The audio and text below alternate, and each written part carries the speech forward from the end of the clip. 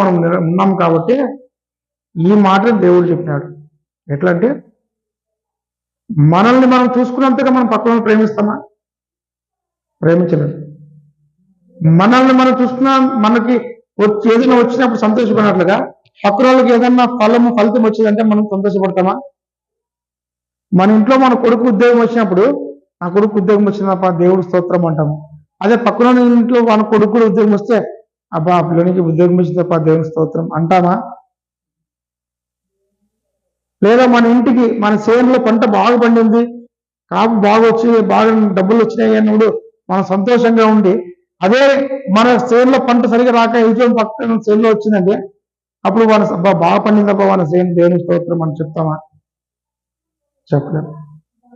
కాబట్టి ఇలాంటి పద్ధతులు, ఇలాంటి బుద్ధులు మనలో ఉన్నాయి కాబట్టి నిన్ను వల్ల నీ పొరుగువారిని ప్రేమించుము అని ఆజ్ఞ పెట్టినాడు దేవుడు.